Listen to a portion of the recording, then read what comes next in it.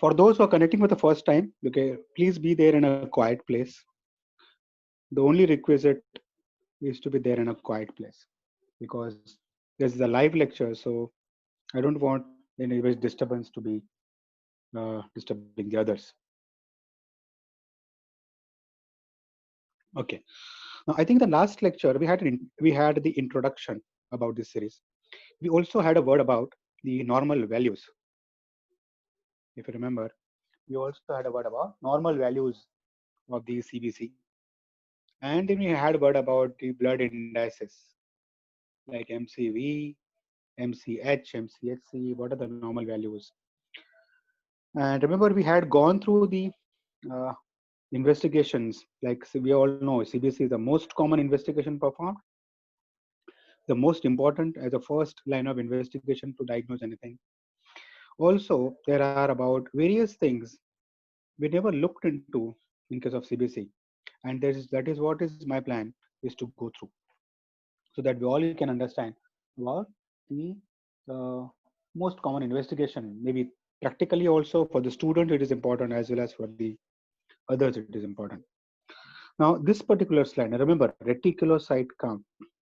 Now remember most of the doctors, most of the students never look into this. And remember, this is one of the most important to differentiate different types of anemias.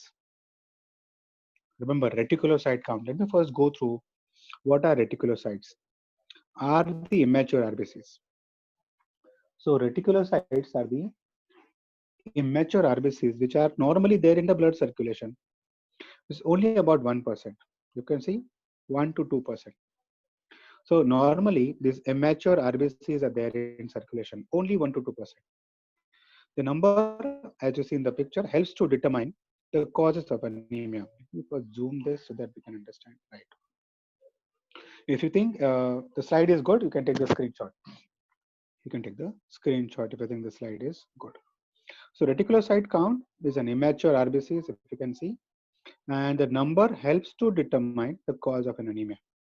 The number of it helps to determine the cause of anemia. Now remember, reticulocytes are getting formed in the bone marrow. So if you have low reticulocyte count or we have a high reticulocyte count, it can be the different types of anemias. If you can see, if it is low reticulocyte count, less than 2.5%, that itself shows that there is a decreased marrow production of the RBCs. So if you have low reticulocyte count, the cause is reduced production. Now, reduced production can be because of the raw material deficiencies like iron deficiency, protein deficiencies, etc. Or it can also be the bone marrow failure. That is what is another important cause, bone marrow failure. So low reticulocyte count, less than 2.5. Of course, it's all automated machines which are diagnosing this. So we don't have to remember how exactly the reticulocyte look. If you want to know, let's say this is what an RBC is. So RBCs has got more reticular network. So this is a mature RBC and these are the reticulocytes. There's no other difference. Sizes and shapes are all the same. But the only difference is it has got a reticular network. But of course, the machines are going to find out, so you don't need to do anything. So if you have a low reticulocyte count, that itself shows that the marrow production is less. So there can be few causes. And if you have a high reticulocyte count, what is the common sense is? More than 2.5%. That indicates that production has got no problem because reticulocyte is norm or increase. But there can be a problem in the destruction. So remember that if an elevated reticulocyte count, the cause can be increased destruction or increase in the indicate that anemia causing because of an RBC loss. Anemia caused by RBC loss, right? So let me first, okay. Okay, so that is what is an important differential feature about low RBCs as well as low reticulocytes as well as an high reticulocyte count as well as high reticulocyte count, right? The next important, you might also take the screenshot. If you want to take the screenshot, you can take the right now. 1 second. Yes, you can take the screenshot right now. And let me take things forward, right? Now, next thing that is also we very less commonly look into. Now, remember, this is what is one of the very important thing, and we never look into because there is a in the CBC there is a graph kind of thing, and this graph is of an RDW, stands for red cell distribution width, RDW. Now, what is this? Now, this is a little PSM, if you remember, so the most boring subject that we all know. But red cell distribution width, RDW, what exactly does it mean? It does mean that in a theoretical language, this is a formula: standard deviation of red cell volume divided by mean cell volume into 100. Now, remember, this is difficult to understand right now. But in a layman's language, what is RDW? It is the proportion of RBCs of the smallest size to the largest size. That is what is an RDW. So standard deviation, you can see standard deviation, there was something like this. I will also show you the graphs. But RDW, if it is low, RDW, let's say interpretation, if there's a low RDW, that means that most of the cells are of same size. That means red cell distribution width is low. That means that cells are of same size, or there is less difference in the variation of the size of the cells. Low RDW. RDW stands for red cell distribution width. If it is a high RDW, that means some are the small cells, some are the large cells. That is what is an RDW.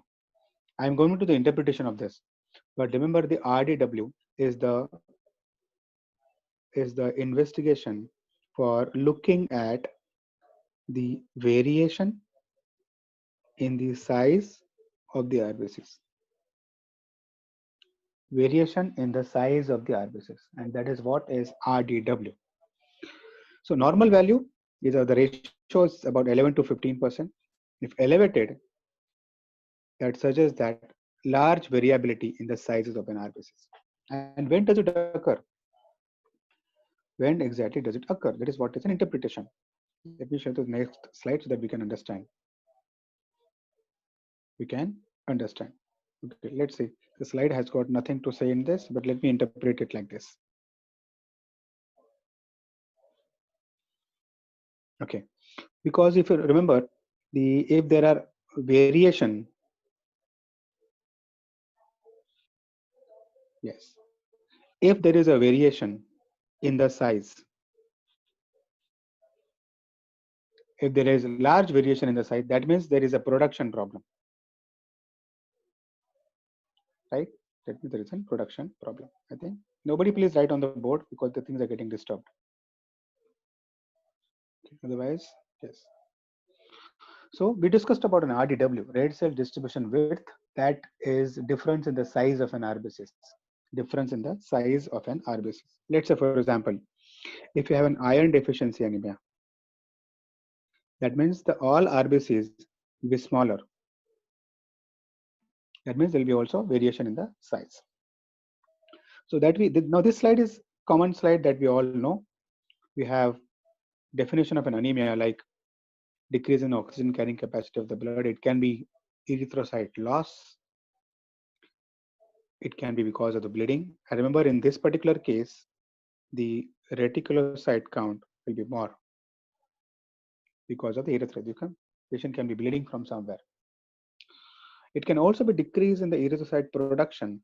This can be because of low erythropoietin because of the renal failure.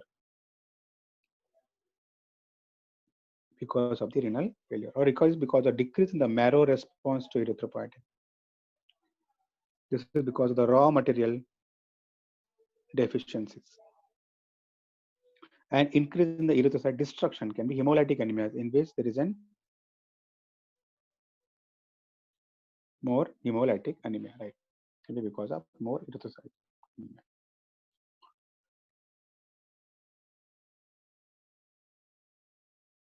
So how are we going to evaluate?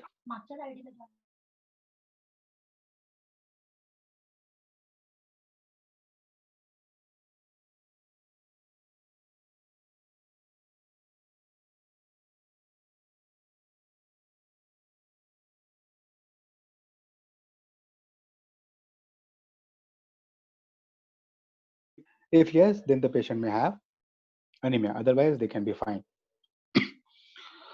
Now remember, this is what is one of the most important slide what I can think.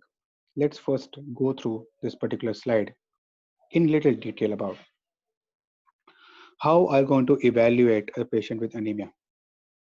Now this is a practical slide. Remember, a very important slide we should go through. Whenever patient has anemia, practically, we also should look into what are the other cell lines doing. Because remember, RBCs are produced in the bone marrow.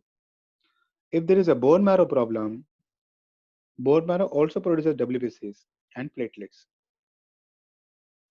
So if the bone marrow failure is there, not only RBCs, but WBCs, platelets will also go down. So first important thing we should look for whenever patient has got anemia is to look for other cell lines. If WBCs and platelets are both low, as we have discussed just now, think about aplastic anemia. Think about aplastic anemia. And remember, not only aplastic anemia can be a cancer or it can be bone marrow failure, but very commonly it can also be the drugs. So we have deliberately included the drugs which are responsible for aplastic anemia. We can have a patient who is taking long-term NSAIDs, especially phenylbutazone. Nobody takes sulfonamide these days. Acyclovir, ganciclovir. Take the screenshot. This is very important. Chloramphenicol, anti-epileptic drugs. All those are producing a bone marrow failure if you are being taken for a longer time. What can also be the parvovirus B19, comparatively rare in India. So antibodies against this can be a cause of an aplastic anemia. Or can also consider about hepatitis or HIV virus. Can also be a possibility of having an aplastic anemia. If patient has got hemoglobin low, as well as WBCs and platelets, everything is reduced. Think about aplastic anemia. Now, rarely, you may also look into this. If the platelets are also low, think about TTP. Now, let me first give an idea about, because these are very rare condition. TTP stands for thrombotic, thrombocytopenic purpura. Now, remember what is happening. If platelets are also low, thrombotic, thrombocytopenic purpura is also called hemolytic uremic syndrome, HUS. Now, remember what happens in this. Comparatively very rare, but a very interesting thing. Let's say, for example, in the blood circulation, let's say this is what is a patient, and in one of the vessel, a large vessel, I can say, there was a big thrombus. There was a big thrombus. So if you can zoom this, there was a vessel like this, but there was a black color thrombus in it. Remember, the condition is called a TTP. Stands for thrombotic, thrombocytopenic purpura.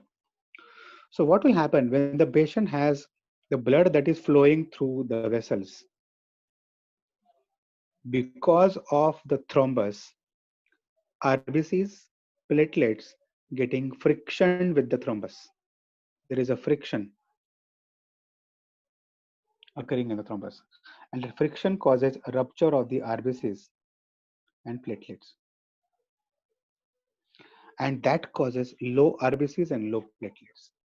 This is very one of the very comparatively a rare cause, but a TTP. Let me repeat it again because this is the complicated but an interesting one. We have a thrombotic thrombocytopenic purpura can be diagnosed if there are low RBCs and low platelets. And the condition can be a thrombus in the artery, which is causing damage to the RBCs and damage to the platelets. We can also, now remember, everything is physiology. Everything is, if you understand the basics, everything is good. If there is a thrombus and it is rupturing the RBC, RBCs will be off. Just give me a second.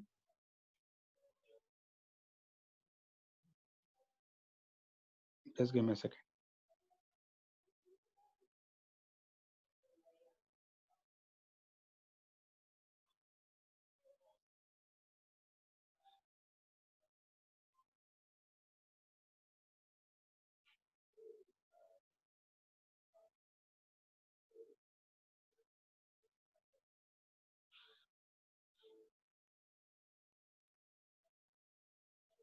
Okay, I have disabled the annotation because somebody was writing on the board. Okay. Okay. So I think we were on to this particular slide. Okay. We were discussing about the TTP or HUS. In this particular situation, we will also have the cystocytes, that is abnormal shape of an RBC. And that will be because of, again, injury to the erythrocytes. Injury to the erythrocytes. So remember, if you have low RBCs and low platelets, also think about TTP and HUS. Thrombotic thrombocytopenic purpura or hemolytic uremic syndrome. The same thing. You take the screenshot of this and then we can take things forward.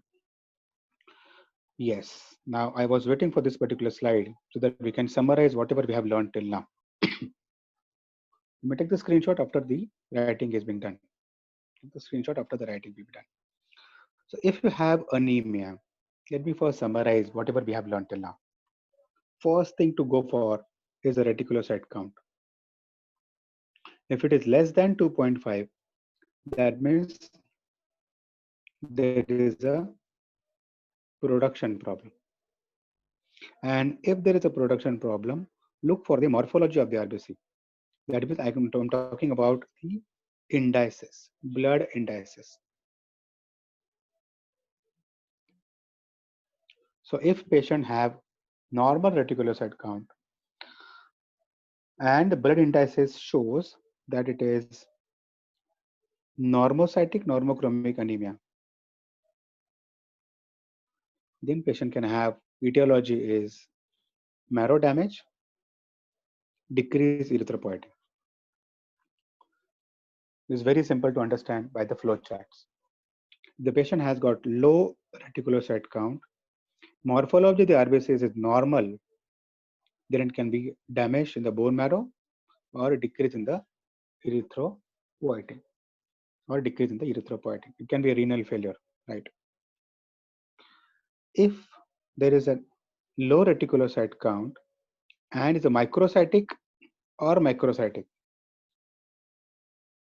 remember is a microcytic or macrocytic, then patient can have, yes, then patient can have iron deficiency if it is microcytic, or B12 and folic acid deficiency if there is an macrocytic. Microcytic, right? Because in iron deficiency and folic acid deficiency, bone marrow is not failure, but the raw material required by the bone marrow is not supplied.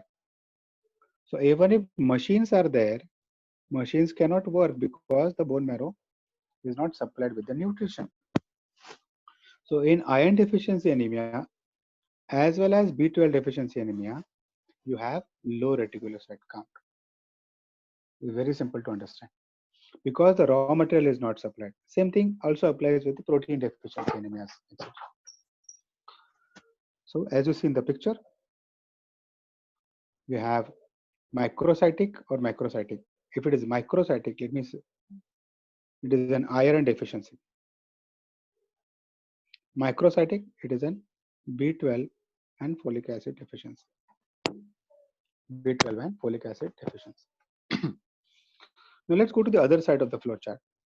If you have reticulocyte count more than 2.5, that means production has got no problem. Production has got no problem. Then it can be hemolytic anemia or there is an hemorrhage. A hemolytic anemia, there are several types. There are several types of hemolytic. Like for example, we have a sickle cell anemia.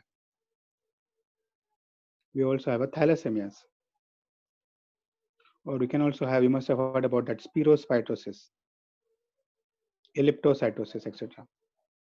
You must have also heard about G6PD deficiencies. So all those goes into hemolytic anemias. Or it can be the hemorrhage. Because in hemorrhage also, patient is trying to produce more and more RBCs. So because of that, reticulocyte count would be more than normal. So remember, reticulocyte is an important investigation we should know before we diagnose the cause of anemia. You can take the screenshot right now if it is possible, and then we can take to the next particular slide.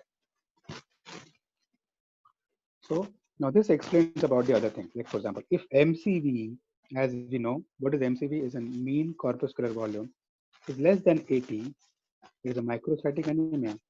And what are the causes? Causes can be iron deficiency anemia or thalassemia, or because of the chronic disorders.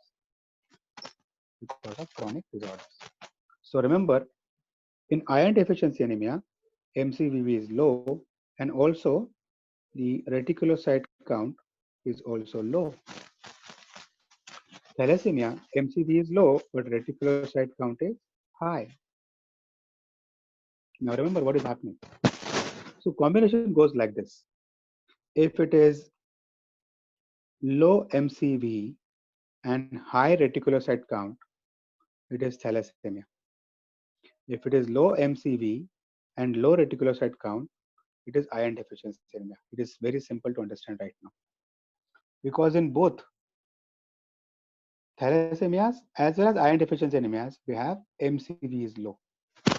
We have MCV is low. Remember that. This is very important.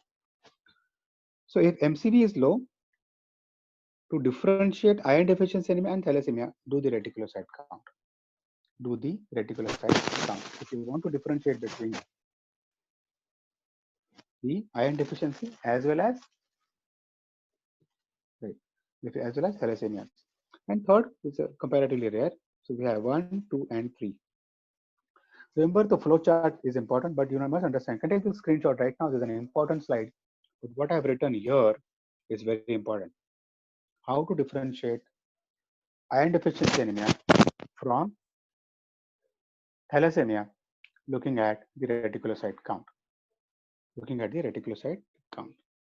So if you have low MCV, first possibility is iron deficiency, second possibility is thalassemia, and third possibility is anemia because of the chronic disorders.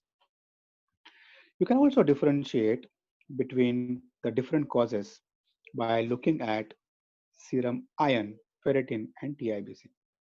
Of course, the costly investigation. This is called as the iron metabolism studies.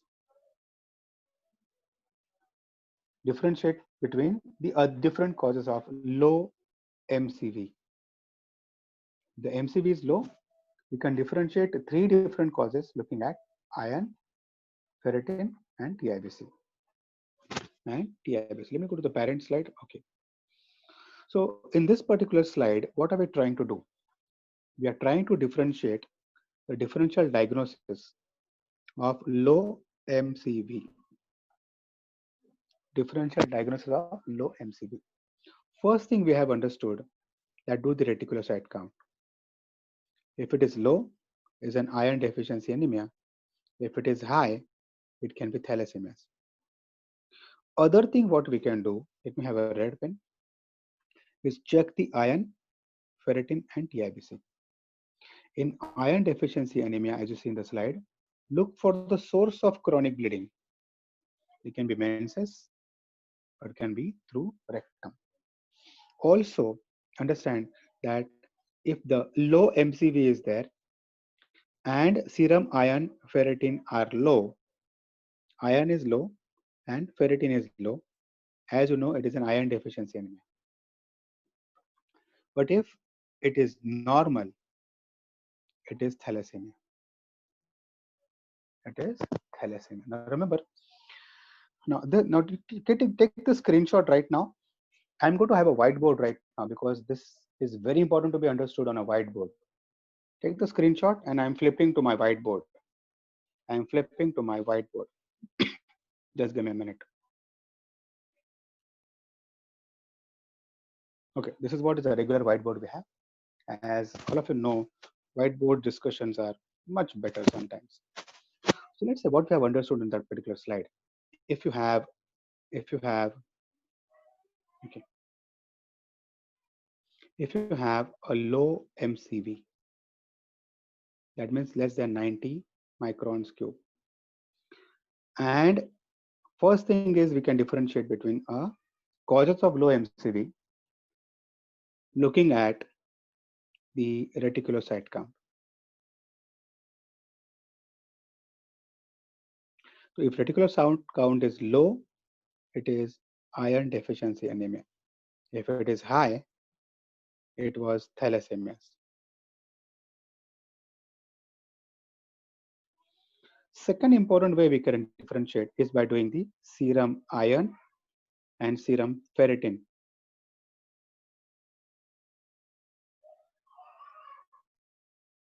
If serum iron is low, it is iron deficiency anemia. And all of them are high, or I can say normal, it is thalassemia. Now take the screenshot right now. This is what is the most important slide. If the meeting gets disconnected, click on the same link. If the meeting gets disconnected, please click on the same link because it can be a possibility that after 40 minutes it will get disconnected. I'm deliberately keeping all of you muted because there was a disturbance coming from backside. So I hope you have taken the screenshot right now. And now I'll be flipping to my presentation again. Flipping to my presentation again.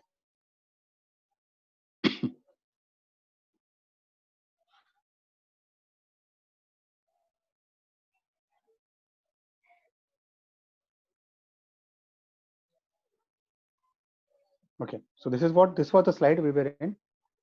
Let's move on. Yes, we already have discussed that. So in total, what are the findings in case of iron deficiency anemia, a lab finding? This slide shows findings of iron deficiency anemia. So as we discussed, serum iron is low. Serum ferritin is also low. But remember what is happening here? TIBC is a total iron binding capacity. Now remember, when the serum iron is low, body tries to absorb more and more iron. And because of that, what happens? The total iron binding capacity is increased, high. I can say more than 360 microgram per deciliter or more than 30%. The other way to interpret it is less than more than 30%, more than 30%. That is what is the lab findings in case of iron deficiency anemia. Remember that in case of an iron deficiency anemia. And also we have serum ferritin, which is low, can be low, right? So this was a lab finding of iron deficiency anemia. Now, what was thalassemia? Remember, in thalassemia also we have discussed that it is a microcytic anemia. That means MCV is less than 90. But remember, this smear shows microcytes with the target cells. Remember, what are the target cells? Target cells are the special cells which can be seen in the peripheral circulation. Let me show you the target cells if you have in this slide. It may not be there.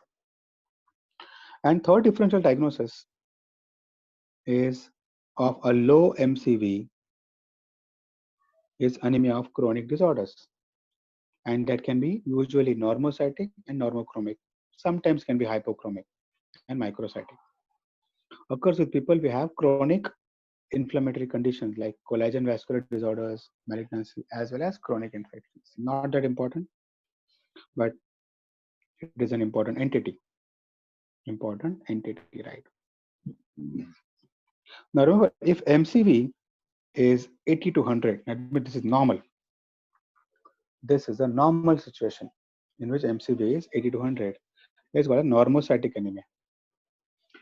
Always differentiate the inflammatory conditions.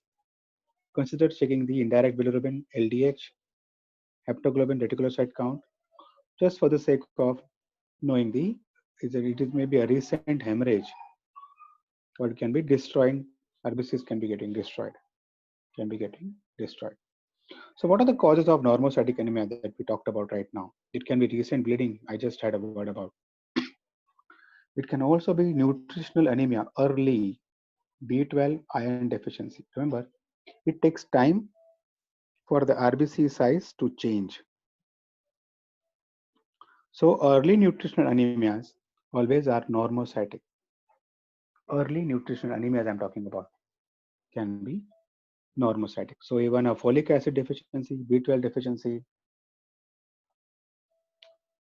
all can have, yes, all can have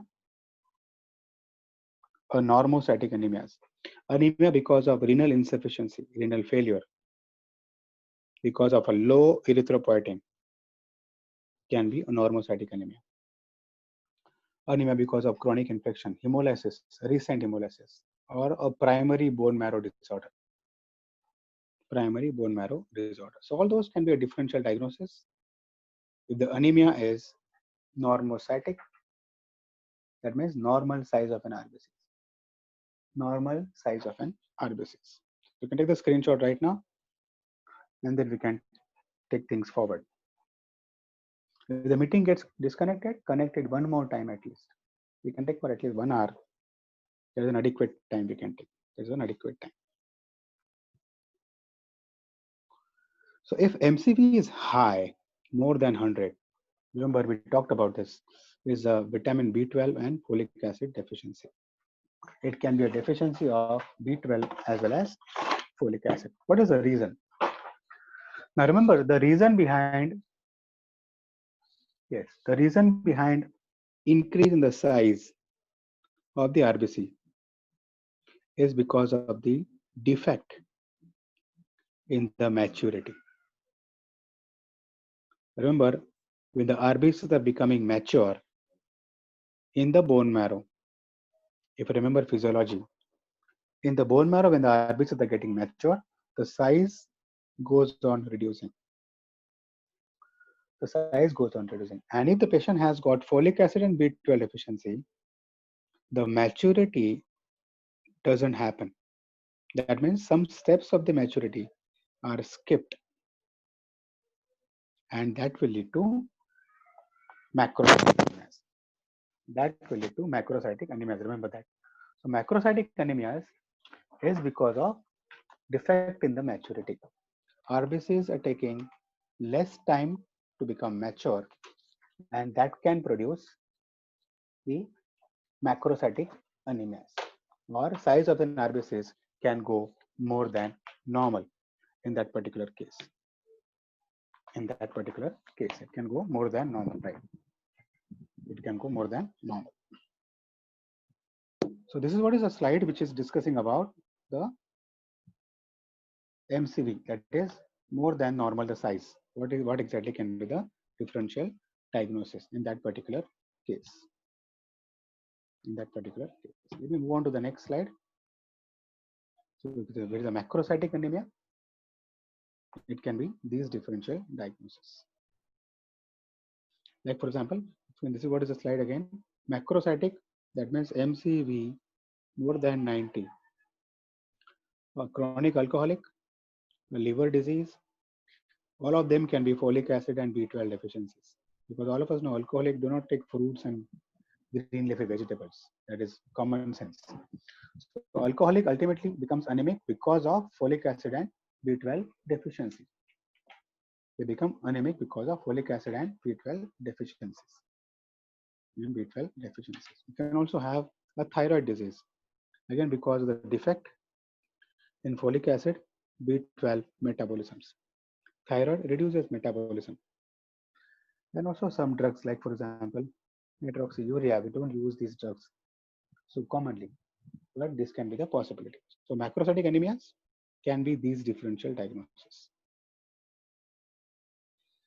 A B12 deficiency, if you can see macrocytic anemias, lab values as B12 levels are reduced, you can confirm the diagnosis by doing the B12 levels.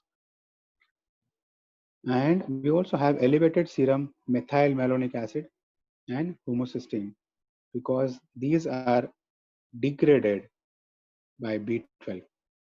The B12 is low, these waste products are increased in blood circulation. So B12 deficiency anemias, which is what is again becoming common in pure vegetarians especially. B12 deficiency anemias can be confirmed by doing the B12 levels less than 200, increased methylmalonic acid and homocysteine levels in the blood. If the meeting gets disconnected, connect it again. This can be confirmed by this particular mechanism or method, or the method it can be confirmed. Right? Can be confirmed. Let's move on to the next slide. Next thing important that we all of us are mostly becoming confused is the pernicious anemia. Is the pernicious anemia. Now remember what exactly